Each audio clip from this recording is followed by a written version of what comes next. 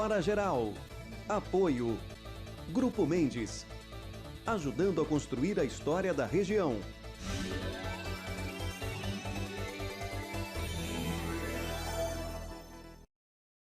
Ladrão puxa a mulher pelo braço e tenta roubar a aliança. É isso mesmo que você está vendo e ouvindo aqui no Hora Geral. Um assaltante tentou arrancar a aliança de uma mulher em Praia Grande. O caso ocorreu nesta quarta-feira no bairro Canto do Forte. As imagens que vocês estão acompanhando mostram a vítima tentando se esquivar após a abordagem, mas o ladrão a puxa pelo braço. Ele tentou arrancar a aliança, mas não conseguiu. No fim, ele acabou conseguindo roubar o celular da vítima. Apesar do susto, a mulher passa bem e a família preferiu não registrar boletim de ocorrência. Posso falar uma coisa? A família errou. Tem que ter o boletim de ocorrência sim, tem que registrar. Como que a polícia vai saber os índices e as ocorrências em determinados bairros, como por exemplo no Canto do Forte?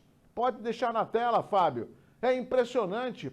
Ele de qualquer forma tenta arrancar com a boca a aliança. Não conseguiu, então dá o celular. E olha, e se por algum motivo e o número de latrocínio está crescendo em todo o estado de São Paulo, um indivíduo desse está armado, não dá para saber se ele está armado ou não, né? E a pessoa perde a vida por causa de um celular. Ah, Douglas, isso quase não acontece. Acontece sim.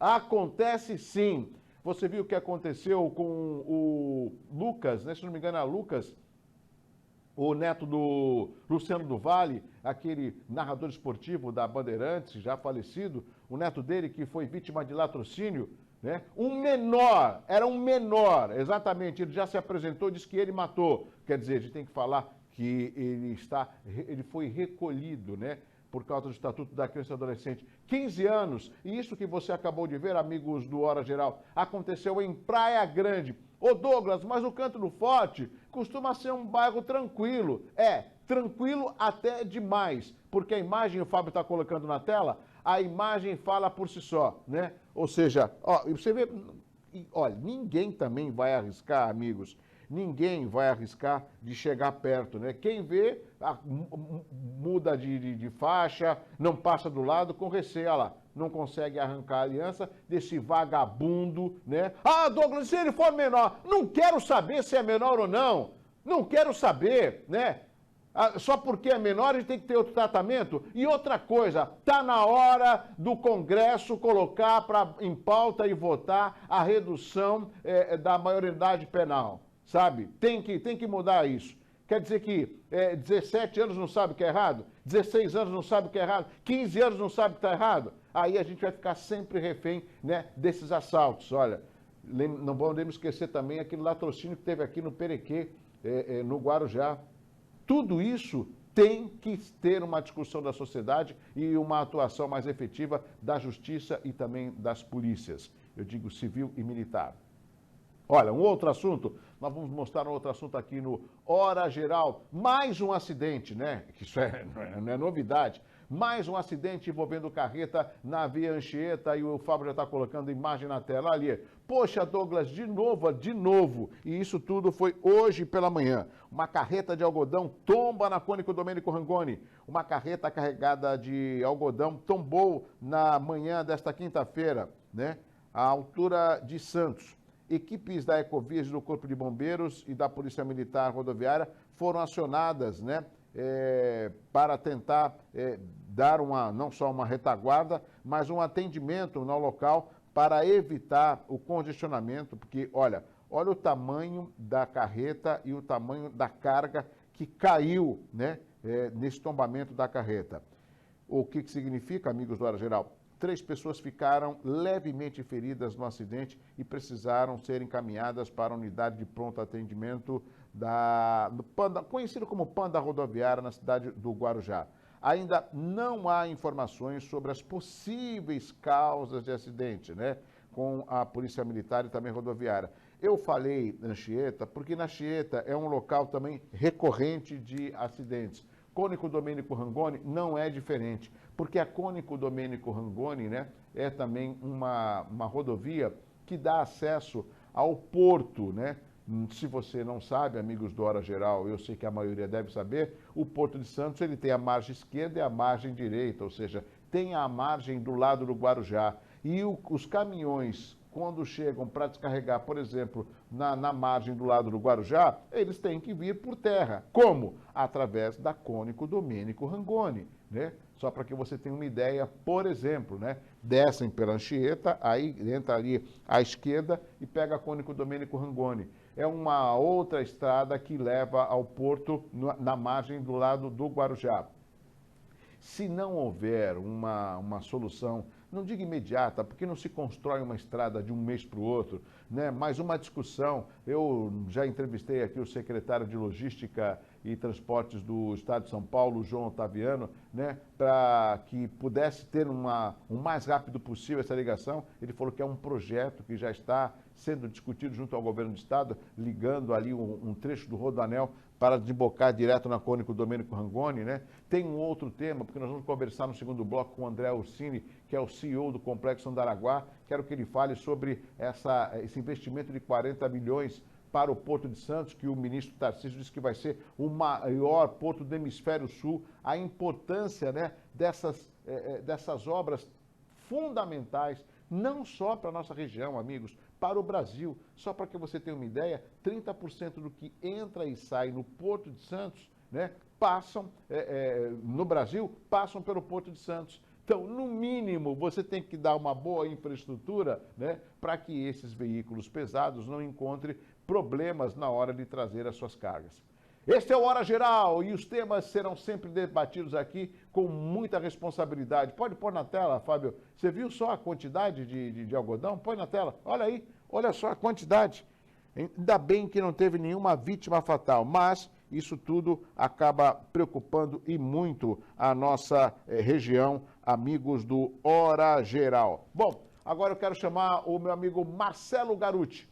O Marcelo Garuti é da RM Contabilidade e Auditoria, né? Ontem foi o dia do contador, né? Ontem ele comemorou junto com a sua esposa, a Claudinha, teve uma festa lá na RM, mas agora, né, um dia após, vamos continuar trabalhando. Meu amigo Marcelo Garuti, é com você. Olá, Marcelo. Olá, amigos do Hora Geral, companheiro Douglas, tudo bem? Hoje a notícia é o aumento da taxa Selic em 1% que o Banco Central promoveu na data de ontem. Já desde segunda-feira está vigente também um aumento do IOF, esse transitório até 31/12. Isso é reflexo da inflação que nós estamos tendo, Douglas. O Banco Central tem que agir e aumentou os juros da economia. Se não o fizesse, muitos ativos do exterior que estão na Bolsa de Valores deixariam o nosso país para ter atratividade em outros mercados.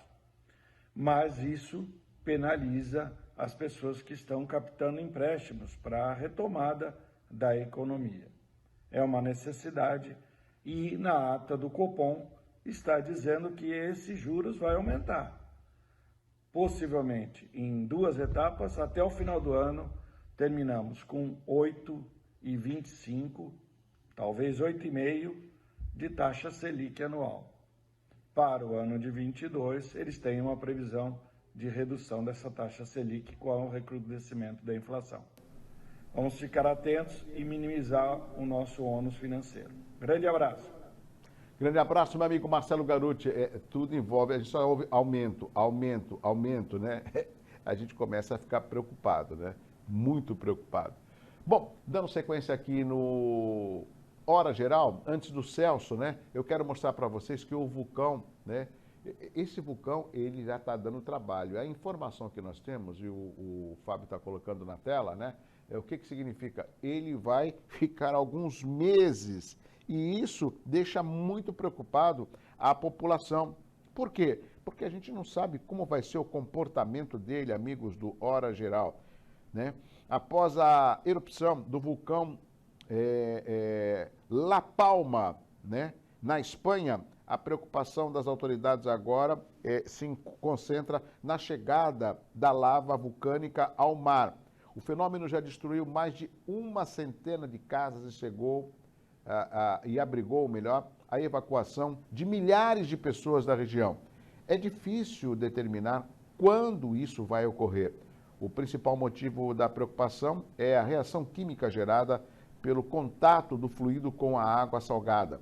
Esse contato pode gerar explosões e emissão de gases nocivos, segundo as autoridades. As imagens que você está assistindo, né, da agência Reuters, que mostram o momento em que a lava do vulcão atinge uma piscina em La Palma, na Espanha. Olha lá, não tem conversa, né? Como é que a gente fala, literalmente, acaba sendo todo engolido, né? Envolvido a lava com a piscina. Ou seja, tudo que tiver na frente, ele vai tomando conta, vai avançando. Né? Impressionante o que é a natureza, né? Eu quero falar com meu amigo Celso Vernizzi, ele é o homem do tempo. Olá, Celso! Olá, Douglas, hora geral, tempo friozinho, hein? Pela manhã, muita gente aí acordou botando blusa e durante o dia o vento que sopra lá do mar em direção ao continente, tem um centro de alta pressão que carrega ar frio, manda ventos que atingem até 35, 40 quilômetros horários em alguns momentos e dão pelas ruas uma sensação de friozinho. Pois é, chegamos até os 22 graus no litoral, mas com sensação menor do que isso. Tempo nublado de vez em quando. Essa condição vai permanecer, só que o sol aparece mais vezes durante as próximas 24 horas. E a tendência é aquecer até o fim de semana. Frente fria foi embora, mas tem essa circulação de ventos do Oceano Atlântico para o continente. Um abraço, Douglas. Um abraço, meu amigo Celso Vernizzi, o homem do tempo. Ó, vamos para um rápido intervalo. Na sequência, eu comecei já nervoso com aquelas imagens daquele ladrãozinho de meia tigela roubando uma senhora lá em Praia Grande, né? Eu esqueci até de falar que eu estou com você. Mas você tem a certeza disso, não tem? Então, isso que é importante. E eu acabei de nem falando, mas você vai conhecer no próximo bloco o André Ursini. O André Ursini é o responsável do Complexo Andaraguá, um complexo que vai transformar a nossa região. Ainda não iniciou as obras, você vai saber com que ele vai atualizar. E eu vou aproveitar, vou conversar com o André Ursini, não sei se a produção já fez contato com ele. Já fez, produção? Já está certo? Então tá, ele já vai entrar já no ar no próximo bloco, porque eu quero trocar um assunto importante para todos nós, para os estudantes universitários, para as autoridades, que são os projetos que vão potencializar a nossa região. Mas tudo isso depois do intervalo. Eu volto já com Hora Geral.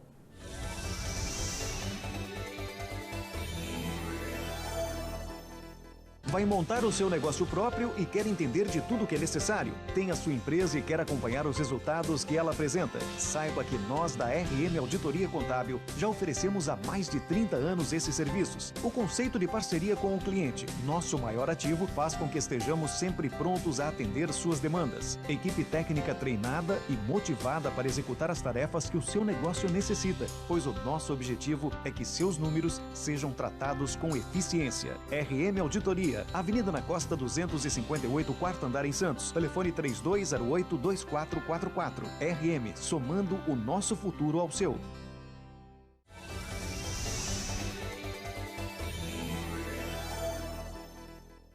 Esse é o Hora Geral e nós estamos de volta, e eu tinha anunciado desde a abertura do Hora Geral que nós iremos conversar com o André Ursini. Ele é o CEO do Complexo Andaraguá, lá na cidade de Praia Grande. Olá, meu amigo André Ursini.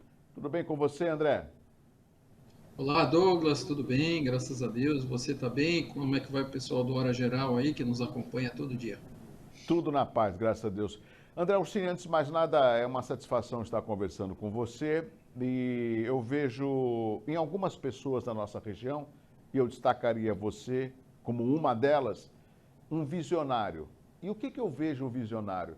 O visionário, no meu entendimento, não é só aquele que tem a visão de algo que pode ser importante para uma região, ou seja, um empreendimento, que possa alavancar os empregos, que possa modernizar e dar um destaque à nossa região. O visionário também é aquele que, além de ter a visão, literalmente põe a mão na massa. E é o caso de você com o Complexo Andaraguá. Eu sei que é um grande desafio, pela quantidade de licenciamentos, de autorizações e que você vem há vários anos tentando.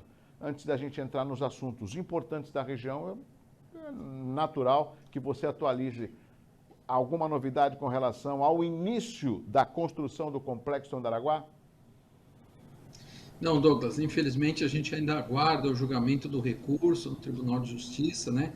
Que foi aquela decisão que saiu em julho do ano passado, dia 2 de julho de 2020, paralisando lá o empreendimento, paralisando o andamento do projeto, que nós entramos com recurso e ainda aguardamos aí por parte dos desembargadores o julgamento do nosso recurso. Enquanto isso, não nos cabe poder realizar nada lá no terreno, a não ser a manutenção da fauna, flora, aquela equipe de biólogos e engenheiros ambientais que a gente já vem mantendo há muito tempo lá no terreno.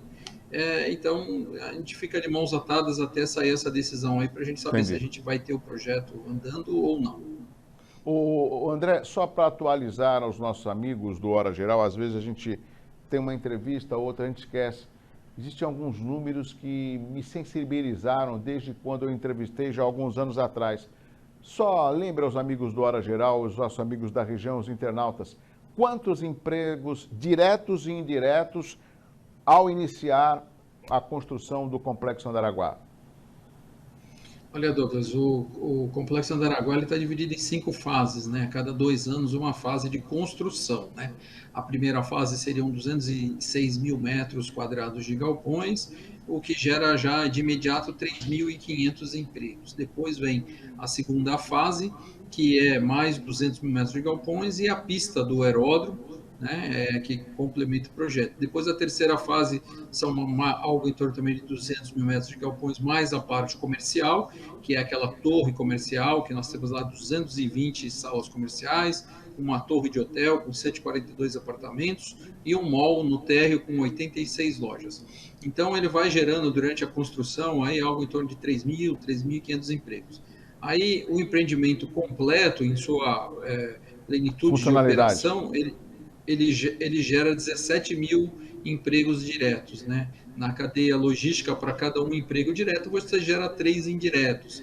Então, indireto seria algo em torno de 50 mil empregos gerados. Perfeito.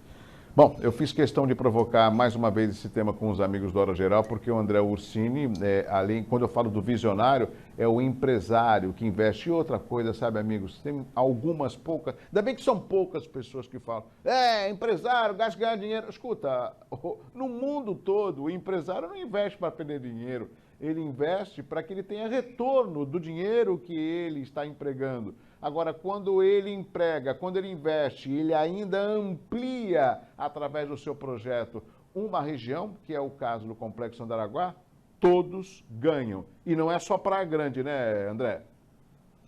Não, Douglas, a gente tem estudos que mostram que o Andaraguá ele impacta em 20% o PIB direto de 5 cidades, São Vicente, Praia Grande, Mongaguá, Itaém e Peruíbe, né? Então ele tem um impacto econômico muito grande nessas 5 cidades do litoral sul, fora a geração de emprego que ele possibilita para a cidade de Santos, Guarujá, Cubatão. Então, quer dizer, ele é um grande fomentador de desenvolvimento de negócios aqui na região. Fora que muda, né, Douglas? A gente sabe que o Andaraguá vai ser o divisor de águas da Baixada, porque eu sempre digo aí que o que nós temos que ter próximo ao Porto de Santos é a indústria de transformação. É aquela que a gente vê mercadorias entrando e saindo pelo Porto de Santos e a gente não gera valor, a gente não agrega valor na produção. Então, o Andaraguá ele possibilita a instalação de indústrias de produção para que a gente aproveite essa mercadoria que chega e sai do Porto de Santos aí, que a gente não gera valor. Tá certo. André, vamos trazer uma outra discussão, uma discussão que eu julgo também importante, tanto quanto o Complexo Andaraguá. Recentemente, o ministro Tarcísio de Freitas, ele esteve participando de um evento e aqui na cidade de Santos, aqui na nossa região, e nessa participação ele falou da importância do Porto de Santos, né? Inclusive com a possibilidade do Porto de Santos ser privatizado. E com essa privatização, o que aconteceria? Ele não seria o maior porto da América Latina, sim o maior porto do Hemisfério Sul. Aumentaria o calado, ou seja, os preços seriam mais competitivos, até um estudo para uma redução de tarifa. Como você vê o aceno e a atenção do ministro Tarcísio com o maior porto da América Latina? Quer dizer, com o maior porto aqui, que está localizado em Santos? Olha, Douglas, o ministro Tarcísio, desde o primeiro dia que ele assumiu o cargo, a gente já acredita e aposta muito no seu trabalho, porque ele é um homem de planejamento. Eu sempre digo que homens públicos têm que ter na sua raiz o planejamento. E o ministro Tarcísio, ele vem, desde que ele começou o seu trabalho, aí focado com objetivos e prazos, né, e metas para serem cumpridos dentro do seu ministério, da qual eles vêm mostrando um resultado efetivo. É muito importante que consiga, dentro ainda da gestão do ministro Tarcísio, quer dizer, do governo atual, que se conclua esse processo sobre o Porto de Santos. O Porto de Santos realmente tem tudo para ser o maior porto do Hemisfério Sul, porque estamos a 52 quilômetros da grande metrópole, que é a cidade de São Paulo e as suas adjacentes ali, São Bernardo, Santo André, São Caetano, Diadema, e estendendo um pouco mais ali, a gente tem do outro lado Guarulhos, Osasco. Então, quer dizer, nós temos um grande mercado consumidor brasileiro, algo em torno de 25 milhões de pessoas, nessa região, nesse entorno aí de 50 quilômetros da grande São Paulo, incluindo a Baixada Santista. Então, assim, é importante que a gente saiba que mais que se desenvolva os portos do Norte, do Nordeste, mas a grande massa consumidora de produtos brasileiros é aqui na região do Sudeste. Então, o Porto de Santos sempre vai ter a sua importância no cenário nacional e no cenário internacional, porque o Brasil é um grande país, a capital do estado de São Paulo é uma grande potência econômica. Se a cidade de São Paulo fosse independente, seria maior do que muitos estados brasileiros. Então, é importante que ele tenha essa consciência, esse trabalho, porque nós temos problemas no Porto, temos em razão, até, Douglas, do Porto ser uma atividade antiga, né? O Porto foi crescendo de acordo com o desenvolvimento do Brasil, da região, do estado. Então, a gente tem gargalos, a gente tem dificuldades, ao contrário de portos novos que são planejados, que são já executados com toda uma logística moderna. O Porto de Santos ele tem que se adaptar. Então, o desafio é maior, o custo é maior, mas a gente sabe que assim que propiciarmos esses entraves aí que não nos deixam crescer mais, o Porto vai dar uma boa deslanchada. E a gente espera que a região, com isso, consiga agregar mais valor aos produtos que entram e saem. Até um exemplo da própria soja, né, que muita soja escoada pelo Porto de Santos, poderia sim fazer um trabalho na transformação da soja através do esmagamento, através da biomassa, uma série de incrementos que são feitos que agrega valor à mercadoria para serem exportadas. Então, eu acho que o Porto de Santos tem muito a crescer. A gente tem uma felicidade de ter um ministro que conhece muito bem a atividade portuária, um engenheiro formado na área, então ele tem toda a sua equipe ali sob controle da sua mão, e realmente a gente fica muito esperançoso que isso aconteça, porque a nossa região precisa dessa transformação. A gente trabalhou durante os últimos 15 anos aí com a Baixada Santista, focado num suposto crescimento do pré-sal, baseado desde o ano de 2004 aí numa anunciada de investimentos aí por parte da Petrobras. Queria construir inicialmente 5 prédios, que viraram 3, que tem hoje 1 somente. Então a gente teve essa decepção aí com relação a esse crescimento econômico por parte da Petrobras. A gente precisa retomar esse crescimento na área logística, na área portuária. E nós temos o grande porto aqui, que é a grande alavanca desse desenvolvimento. Perfeito. Sabe, André, quando você fala a respeito do Complexo Andaraguá, quando nós falamos dessa possibilidade aí de uma privatização do Porto de Santos, né? E com isso uma modernização através do calado, através das tarifas, através da infraestrutura, a gente começa a sentir uma alegria de ver que a nossa região ela está tendo uma atenção que sempre teve, mas uma atenção mais efetiva. E aí eu quero até me prolongar. Você já imaginou, André? E aí a gente tem condição de sonhar, mas num sonho factível, possível, Complexo Andaraguá funcionando, o Porto de Santos, né, sendo aí, como o ministro Tarcísio falou, o principal do Hemisfério Sul, tendo o aeródromo do Guarujá, tendo a ligação, né, do trecho da ligação da Imigrantes, ou uma outra ligação com o Rodoanel, para poder desembocar aqui na nossa região, só para veículos pesados, que são os caminhões, por exemplo, né? A gente vê o polo petroquímico, ou seja, olha só o quanto a nossa região vai ser uma região potencial para o Brasil, não só para o estado de São Paulo. Eu não sei se eu viajei demais no meu pensamento ou se você concorda comigo, se houver uma centralização e vontade política, isso é possível. Douglas, possível é. O problema é que nós sempre somos, por exemplo, sou taxado de louco, de sonhador, sou taxado por muitas pessoas assim, de querer fazer algo que não vai acontecer. Mas a gente tem que trabalhar sempre dentro de uma realidade. Eu sempre disse o seguinte, o Andaraguá, por mais que ele persista durante aí esses 16 anos, mas hoje ele não pode voltar para trás, a gente tem que ir até o fim. E quando a gente consegue ideais como esse, a gente consegue viabilizar e quebrar alguns paradigmas que são da nossa região, por exemplo. Outro dia perguntei ao prefeito de Peruíbe, Luiz Maurício, num encontro, o que teria sido das cidades do Litoral Sul se tivéssemos conseguido implantar o Parque da Xuxa em Itanhaém. Então, o que aquilo teria se transformado, o que teríamos mudado, rede de hotéis teriam se instalado na região, o aeroporto de Itanhaém hoje teria uma conotação no cenário nacional diferente do que ele tem hoje. Então, quer dizer, a gente não pode parar de trabalhar e acreditar que isso é possível. Eu falei a questão de um ano atrás para o secretário de Logística e Transporte do Estado, João Otaviano, que o que mais gerou emprego nos últimos anos na Baixada Santista chama-se Rodovia dos Imigrantes, das pessoas subirem a serra todo dia. Por quê? As universidades da Baixada, do litoral norte ao sul, ou seja, de Bertioga até Peruíbe, dessas 9 cidades, são 26 de instituições de ensino superior, e elas perdem 5.000 alunos por ano para outras regiões. Por quê? Exatamente uma coisa que você começou na sua fala falando, a falta de perspectiva de futuro. Perfeito. André Orsini, mais uma vez, obrigado pela sua participação. Nós entramos em contato com o André Orsini, André Douglas, eu vou iniciar uma reunião. Eu falei, André, dá para você só aguardar uns minutinhos para você conceder uma entrevista, então eu não quero mais tomar o seu tempo. Quero te agradecer, André, e com todo carinho, um beijo para a esposa e para o filho. E nós, do Hora Geral, sempre estaremos aqui com os microfones e as câmeras abertas para poder falar de coisas importantes para a nossa região, porque isso não é só afeto a você, e sim a todos nós. Douglas, eu que agradeço a oportunidade. Você sabe que você e o Hora Geral sempre tem preferência, porque vocês apoiam esse projeto mais de 15 anos. Quando a gente começou lá atrás, né, vocês abriram espaço para que a gente mostrasse à comunidade. E eu sempre tratei o projeto Andaraguá de uma forma muito transparente. Eu fiz 22 audiências públicas pela região falando sobre o empreendimento. Então, eu que tenho a agradecer a você, tenho sempre que aproveitar o espaço e a oportunidade que você me dá. Muito obrigado. Um abraço, André. Bom, nós conversamos com o André Orsini, ele que é o CEO do Complexo Andaraguá. Viu, amigos?